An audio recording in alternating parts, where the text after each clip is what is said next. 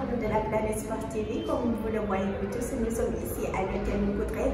On avait suivi quand même la conférence de presse du coach Paco Bounatiao qui avait publié quand même la liste de ses 23 joueurs pour la double confrontation Soudan-Sénégal et Sénégal-Togo. Voilà, Pacha a publié la liste de ses 23 joueurs, mais quand même la surprise est que Pacha a convoqué un joueur quand même de la Ligue 2 sénégalaise de football professionnel. On peut dire que c'était inattendu et puis c'est la première fois de l'histoire du Sénégal qu'un joueur de la Ligue 2 est appelé. Voilà, c'est le choix du coach Paco. Il a justifié quand même son choix et aussi il a parlé de performance de ces joueurs, mais aussi on va quand même écouter Paco et quand même il a évoqué certaines informations aussi sur les binationaux qui sont appelés, mais aussi on va quand même franchir quand même sur l'international, parler un tout petit peu de la Ligue des champions européens. On a vu quand même l'immense victoire du Paris Saint-Germain face à Liverpool et aussi on va parler aussi la victoire du Real de Madrid face à l'Atlético de Madrid. Vous aurez la réaction de Cheikh Ahmadou Bambala Diallo qui est journaliste à la Madar TV. Et voilà, chers internautes, c'est ce que je vous amenais aujourd'hui. De toute façon, vous aurez les réactions. En plus, n'oubliez pas d'abonner et de partager pour quand même d'autres informations. Merci. tey jii nii Kara man damay sama xalaat damay déjà c'est un choix fort pourquoi d'aller chercher un joueur qui joue en deuxième division et pour man lu am importance la parce que tey jii nii sélection bi ay kii local la kii binational la wala leneen ay sélection bi c'est au mérite suba bu ma waroon jël juróom-ñaari joueurs yu joué fii Sénégal te ba pare bu ñu ñëwee c'est pas pour meubler bu ñu ñëwee c'est pour jouer s'il montre des choses donc voilà après comme on dit si football qui pour choisir doit éliminer donc tey jii moom la demee tey jii moo ñëw peut-être beneen yoon ñeneen ñi ñëw après moom tamit na représenté bu baax a baax notre football local durant cette période. am na benn laaj bu ñëw lu bëri mooy naka ngay aborder ñaari match yi surtout benn laaj bi ne surtout ñu xam ne match Togo bi moom nga maanaam moom mooy suñu bête noire naka ngeen di dalalee Togo si joué yi fële ak Soudan. waaw tey jii nii dañ koy aborder avec sérieux parce que xam nañu ñaari match yi am importance la ñaari match yoo xam ne ñu déterminant ñu leen def lépp lu ñu war préparer comme lu ñu war a préparer woo pour dem pour dem jëli ji lu ñu bëgg jëli ji mooy les 3 points parce que lu am solo la te bu bari xam nañ ni tamit ci championnat lañ nekk parce que phase aller bi mooy jeex bu ñu joué contre Soudan et après dinañu dese encore 5 matchs léegi 2 matchs yi c'est am solo trop pour jël point yi ñu gën a gaaw parce que à la fin de journée yi jéem a doon premier du benn laaj boo xam ne Marème moo ko laaj mbiru Assane Diao ne lan nga mën a wax ci choix bu mu def Sénégal ndéem xaw na ko yéex. bon après man lu mu mën a wax si choix bu mu def choix boo xam ne la ba ma demee seeti ko wan dem ku bëgg réew la tamit lii la mos a réer pour ñëw si dëkkam tey jii nii am na opportunité ñëw fii donc chance j'espère que dina ko saisir tamit ci terrain bi ñu bëggee dëkkam tamit je pense intégration am problème parce que bu ñu fekkee loolu am na bëgg gis ni dama bëgg sama dëkk dina fekk ñoo xam ne dina ko ko woon dina ko woon. beneen laaj de naan est-ce que yow lu fekk ngay jóge fii dem di wuti ji ay joueurs à l'étranger ay binationaux est-ce que loolu maanaam doctrine la ci yéen. non du ay question doctrine pour man ñëpp ay képp ku doon doomu Sénégalais rek du football du def ay merveille am nga droit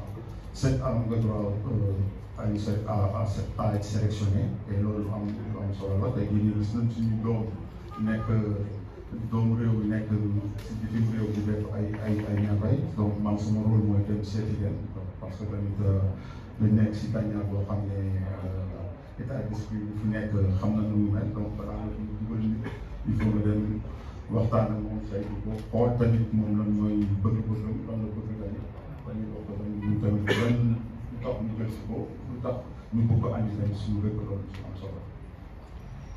jërëjëf beneen laaj ne ndax am na ay joueurs yoo xam ne jot nga leen gis bi nga defee tournée dugal te nekkuñ si liste bi.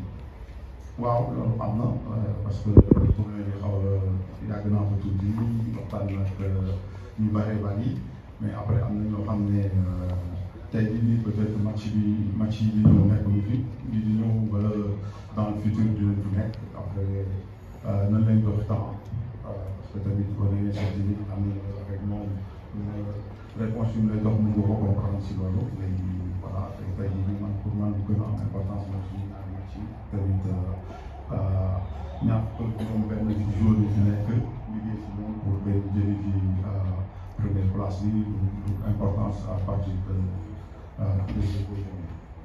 beneen laaj ci Sabaly est-ce que mun nañ am yaakaar ne dina ñëwaat dina rejoindre Daniel. non Sabaly dañ naa ko téléphone parce que rakk la si man mais bu ñu waxtaanee wax ko monsieur Diop ci loolu même su fekkee sax xam naa ni yaa am na demande nationale buy laajte retour tey Sabaly nekk na phase boo xam ne ñëpp xam nañ ni am na ay problème physique de temps en temps léegi moom ci choisir loolu ko amal importance la ba pare dañ koy souhaité mu trouver état physique yooyu ñëpp nu mu waree après dañuy xool sujet xool na la ñuy def pour dénoncer ça. léegi ñu jox ko soxna Fatoumata Sabaly xam naa bu ma ko joxul kàddu gi tey du baax si man Fatoumata. non du loolu boo ko joxul sa liggéey ngay def rek mais li gën a am solo mooy bëggoon nañu poser ay questions en français par exemple wax ne dispositif bi nga xam ne daf ko teg te Iliman bokk ci ñi nga xam ne dañu am blessure bokk ci tey ñu am 5 ñu bees est-ce que bu ñu intégré système bi ci diggante temps bu gàtt bi est-ce que dinañ mën a wuyu projet de jeu bi mu tegoon système bi mu tegoon depuis la dernière rencontre bi est-ce que loolu dina yomb ci diggante bu gàtt bi loolu on aurait pu avoir cette réponse en français mais tu nous laisses pas poser nos questions. donc loolu bu si tontu si wala peut-être bu ñu ko mënee jàppale tontu ni ko ci français. waaw ñu xool bu ñu tëjee rek ñu doon waaye léegi mun na tontu ci wolof déjà question boobu mun nga leeralaat question bi bu baax. voilà. dañ lay féliciter d'abord coach. voilà voilà dañ lay féliciter dañ lay ñaanal ci li nga xam ne mooy liggéey bi ñu am ci ndam et puis ñu wax la bonne chance léegi nag li ma doon laaj mooy c'est vrai que dañu amoon benn système mooy ci rencontre yi ñu jógee ci éliminatoire CAN bi léegi nag nga am blessé yu bëri ñu gis ne am nga 5 joueurs yu bees yoo xam ne ñëw nañu plus ñi nga xam ne moo Richard nekk ci ligue bi tey jii est-ce que du 22 au 25 xatul pour mën leen dugal ci mouvance bi nga xam ne moo doon ci système de jeu bi taxoon ñu terminer sunu éliminatoire CAN yi benn succès tey jii nan la mën a liggéey bi nan la nar a demee ak élément yu bees yooyu. Bonjour Fatoumata et merci pour cette question très pertinente. Tout à l'heure, je parlais de critères. C'est très très important. Comme vous dites, on a presque quelques jours pour aller chercher ces critères. Ça fait partie de ça parce que voir les gens dans les clubs où ils évoluent, dans leur club où ils évoluent, quel système ils jouent et aussi dans l'animation comment ils sont. Donc, je pense pas qu'on va pas ressentir des jours qui nous manquent, j'espère, en tout cas.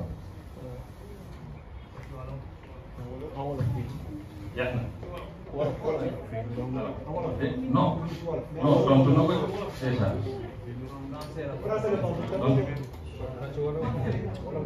Donc, je suis un amateur du football local. Même hier, j'étais au stade Amadou Barry pour suivre une belle affiche. Voilà. Et bon, pour moi, comme je vous l'ai dit au début de la conférence de presse, Je ne suis pas dans la chose locale, du national, de ce genre de choses. La sélection, c'est au mérite. C'est au mérite. Demain, si je dois appeler 7 locaux, ils seront 7 locaux sur la liste. C'est comme ça que je fonctionne. Donc, je pense que tout Sénégalais mérite. Et je l'ai dit, la sélection, c'est une question de timing. Il y a des bons joueurs chez nous, on le sait, et ils le montrent. Maintenant, on ne peut pas appeler tout le monde. On sait que la porte est ouverte à tout le monde. Et c'est aux joueurs de travailler et la chose va venir. Donc, pour le coach, on va enchaîner. Et nous commençons par la dernière question d'ailleurs, à laquelle vous venez de répondre en français. Vous répondez ça en wolof. Coach, s'il vous plaît. Alors, coach, nga dellu si choix bi nga porté si benn joueur local bi nga xam ne moom la ko.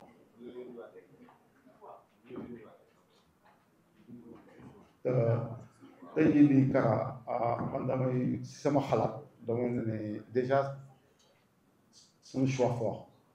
Choix fort pourquoi d'aller chercher un joueur qui joue en deuxième division. Et pour man lu am importance la parce que tey jii nii sélection bi du ay kii local la kii binational la wala leneen tey jii nii sélection bi c'est au mérite. Suba moo waroon jël juróom-ñaari joueurs yu joué fii Sénégal dama leen di jël et te ba pare bu ñu ñëwee c'est pas pour meubler bu ñu ñëwee c'est pour jouer s'il montre des choses.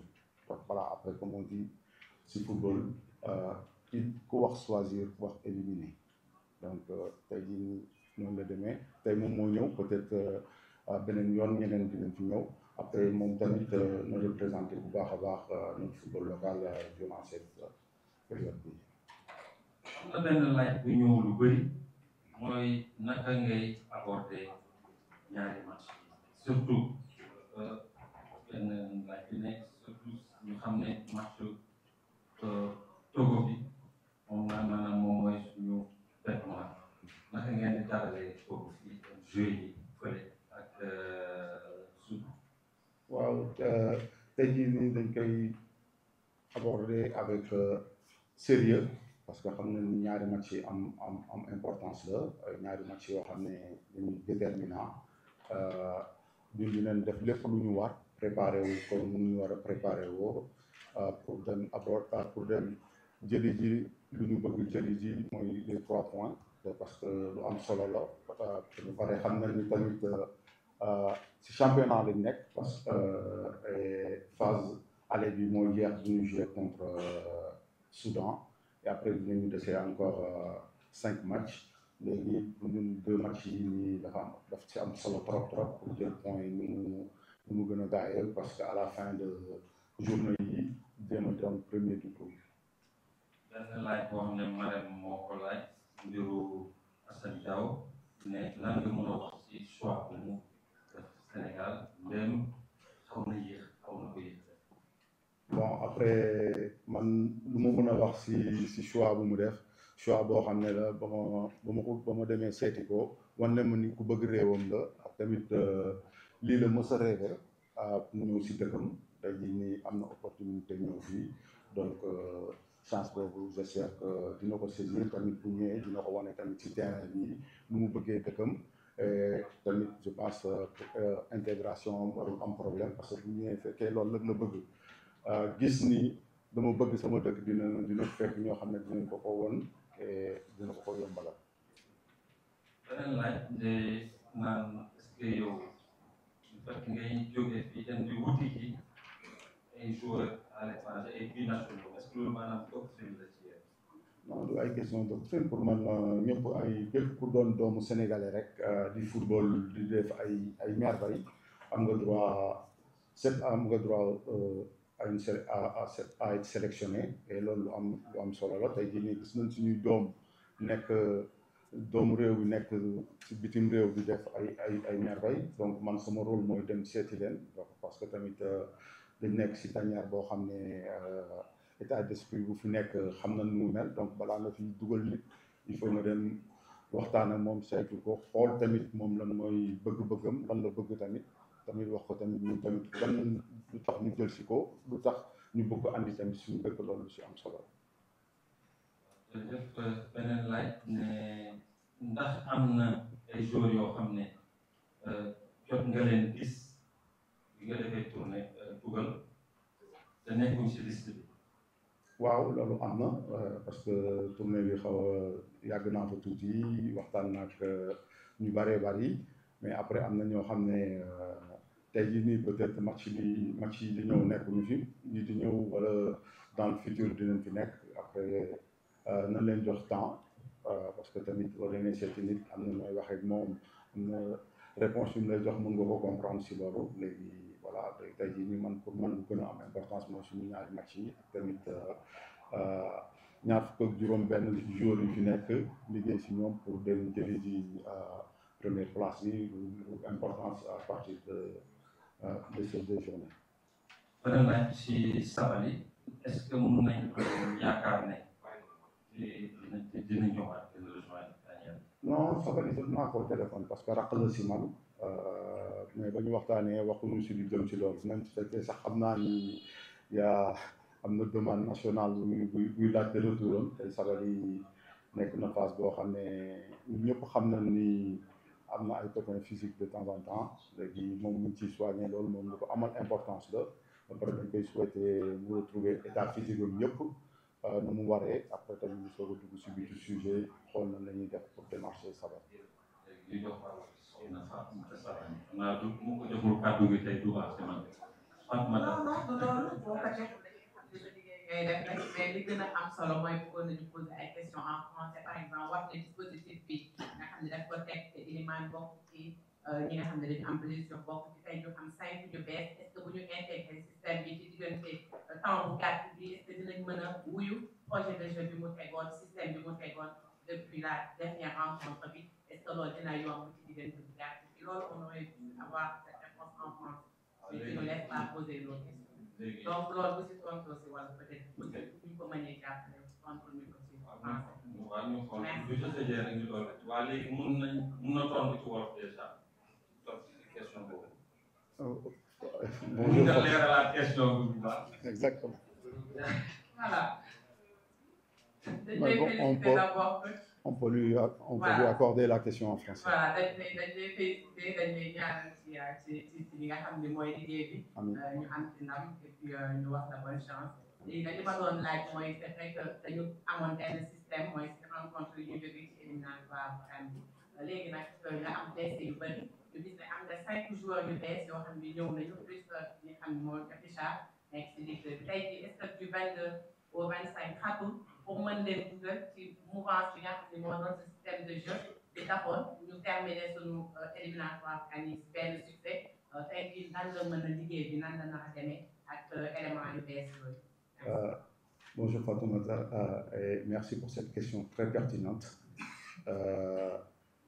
Tout à l'heure, je parlais de critères, et c'est très très important. Comme vous dites, on a presque quelques jours, donc moi pour aller chercher dans ces critères, ça fait partie de ça, parce que voir les joueurs dans les clubs où ils évoluent, dans leur club où ils évoluent, quel système ils jouent, et aussi dans l'animation, comment ils sont.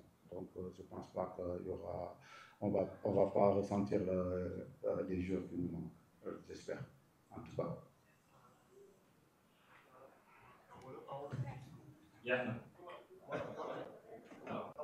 Non, déjà. Donc, coach,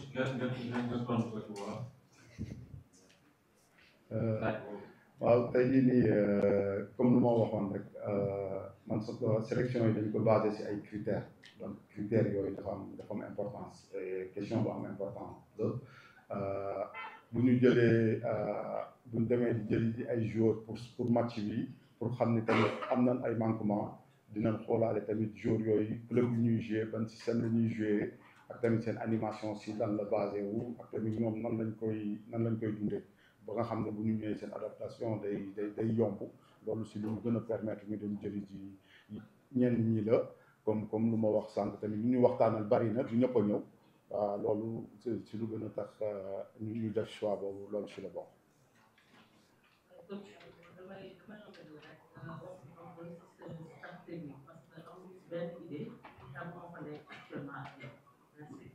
Qui mon staff en français ou en wolof?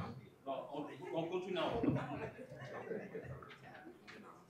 Ouais, donc sur mon staff, j'ai choisi mon staff parce que pourquoi? J'ai gardé les mêmes personnes parce que j'ai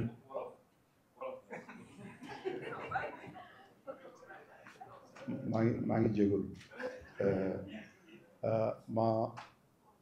ma tànn ñi fi nekk tey jii nii même ci fekkoon sax avant ñi ngi fi woon ma préféré garder leen parce que si seen xarante ak tamit seen loyauté buñ ma woon durant 4 matchs yi passé moo tax tey jii nii ma bàyyi leen ma préféré ñu rester ak ñoom liggéey ak ñoom ak tamit je pense ça fait benn moment ñuy wane lu baax a baax si équipe bi et tey jii nii j'ai décidé garder leen ñu nekk ak man et tamit di leen sant di leen gërëm parce que tey bu ñu defee 4 matchs 4 victoires 8 buts marqués 0 encaissé liggéeyu staff la liggéeyu direction technique la et tamit am na tamit ñoo xam ne nekkuñu si staff bi mais ñu ngi liggéey bu baax a baax parce que man pour man c'est l'ensemble c'est le collectif qui compte avec la DTN avec des coachs comme Souleymane Diallo Serigne Saliou Dia Pape Ibrahima Faye tout ça donc on travaille bien et je pense que c'est ça qui fait la beauté de cette équipe. Merci. Laaj bu mujj. Salaam coach salaam tout le monde Khadim Diakhaté des coach gis nañ que ni woo nga ki nga xam ne si moom Assane Diao mais Sénégalais yi ñu ngi doon xaar tamit Malick Thiaw bi nekk ASC suñu laaj mooy lan moo bloqué Malick Thiaw ñàkk ñëw bu fekkee blocage am na est-ce que jot ngeen a waxtaan ak Assane Diao aussi comme convoqué ko est-ce que rassuré na ni tey jii nii pour le cas Malick seeti naa ko waxtaan bu baax a baax donc ça je préfère garder surprise la donc di wax ni kaw Assane man pour man nit amul lu dul kàddoom donc lu ma demee waxtaan ak moom trouvé naa xale bu am yar bu bëgg dëkkam boo xam ne tamit jox na ma accord am pour ñëw et tamit saa bu ma ko woowee jot ko donc foog naa ni ñu ngay wan ne fi mu ne nii bu ñu ñëw si dëkkam mais tey jii nii c'est sûr Sénégalais yi ñuy wax est-ce que pas mais tey jii nii man damay positiver donc en tant que coach pour man Assane sera là le dimanche inchallah.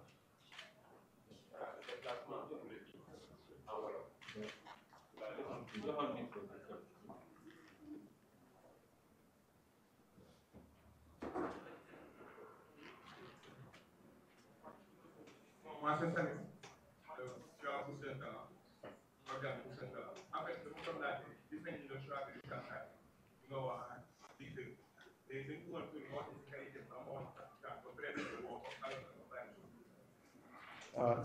c'est Richard, hein? Bonjour. Mais Richard, c'est un joueur très percutant, c'est un joueur déjà qui s'est beaucoup amélioré, qui est aujourd'hui de montrer une qualité de buteur. Dans l'ensemble football professionnel Sénégal, je pense que moi, j'ai pu di wane ay belles choses avec club du Douane.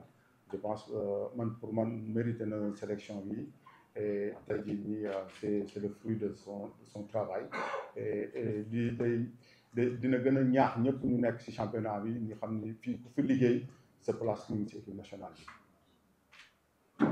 jërëjëf amoon na benn laaj bu ñu ma laajoon ci affaire bâtiment bi su soobee borom bi di ngeen ko jot suba jàmm mais ñu considéré que regroupement bi lundi 17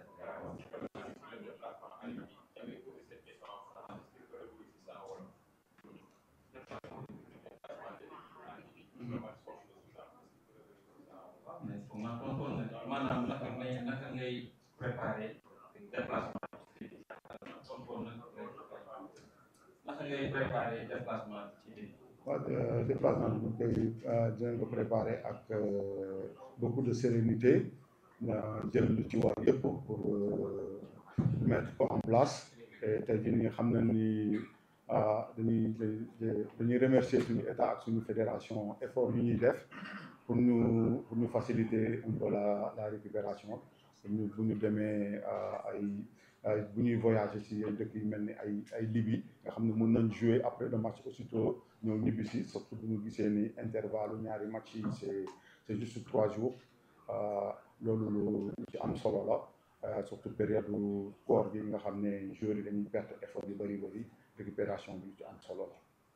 jërëjëf coach jërë ngeen jëf. Oui, Ahmadou Bamba Diallo, journaliste sportif au niveau de Mader TV. Voilà, Ahmadou Bamba, Pape Thiaw a publié la liste de ces 23 joueurs. Bon, qu'en pensez-vous de cette publication? D'autant plus qu'on a vu un seul joueur local. Il s'agit de Richard Sagna, qui est quand même de l'AS Douanes, la Ligue sénégalaise. On peut dire que c'est une première en équipe nationale du Sénégal. Bien sûr, une première. D'ailleurs, voilà, moi, personnellement, en tant que journaliste, j'adore ce choix audacieux.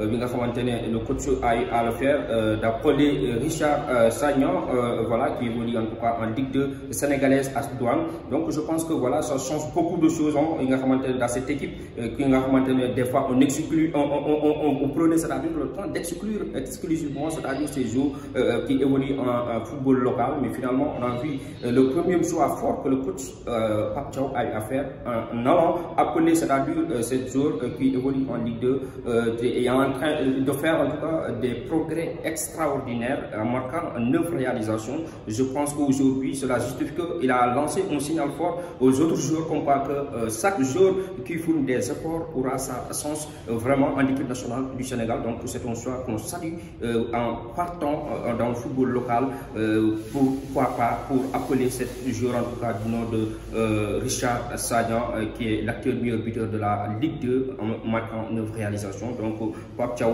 a fait en tout cas un choix fort, il fallait le faire et quand même il l'a fait. Et ben voilà, pensez-vous que quand même les binationaux seront capables quand même de combler le cascade de plaisir qui est dans la tanière? Bien sûr, ça vu que en tout cas les renforts qu'il a eu à appeler aujourd'hui, qui connaît Assane Diao, en tout cas avec son club, comme là-bas à Sérian, il est en train vraiment de mettre en tout cas les choses au clair depuis qu'il a quitté son club Villarreal. Donc je pense que Betis Séville, il est en train de faire quelque chose d'extraordinaire en Italie. Donc je pense qu'il a marqué 5 réalisations depuis qu'il est arrivé et il a fait que 7 matchs. Donc je pense que c'est quelque chose que l'on apprécie et je pense qu'aujourd'hui il peut apporter beaucoup en équipe nationale du Sénégal. Yohan Diouf aussi qui est un très bon gardien. Donc on a vu Ikaï Kamara qui évolue là-bas à Standard de Liège, qui a 22 ans.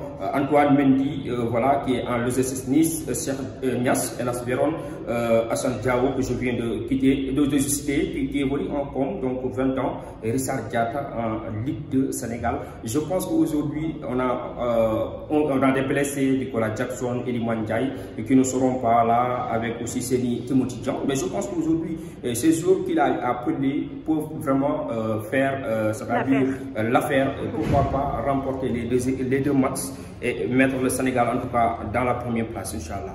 Et bon voilà, on va quand même aller directement sur la Ligue des champions européens.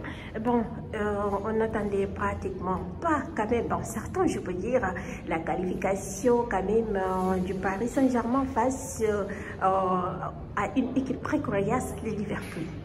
Oui, selon moi, lorsque en tout cas le Paris recevait le Liverpool, en tout cas là-bas en France, au Parc des Princes, moi je m'attendais que voilà que Paris pourrait en tout cas le faire. Mais finalement, on a vu comment ce match en tout cas s'est déroulé. Finalement, Paris qui s'incline à domicile sur le score d'1-0. Voilà, Elliott qui a marqué à la 87e minute. Le Paris qui a dominé durant toute en tout cas la rencontre. Et il a en tout cas Liverpool à concrétiser en tout cas la seule occasion qu'il a en tout cas avoir. Donc à la 97e minute, une occasion, en tout cas un but. Donc je pense qu'aujourd'hui Paris méritait largement de gagner cette rencontre. Finalement, on a vu lorsqu'en tout cas la défaite, ils ont en tout cas enregistré la défaite. Le coach Luis Enrique en tout cas s'est dit en conférence de presse, il peut le faire. Et aujourd'hui, c'est ce que Paris a montré en allant en Anfield et s'est imposé. Voilà, donc on voit un grand Paris et qui a aujourd'hui, il a aussi un prêt à en tout cas travailler dans l'efficacité. Des fois, voilà, l'équipe comme Barcola, comme Dembélé,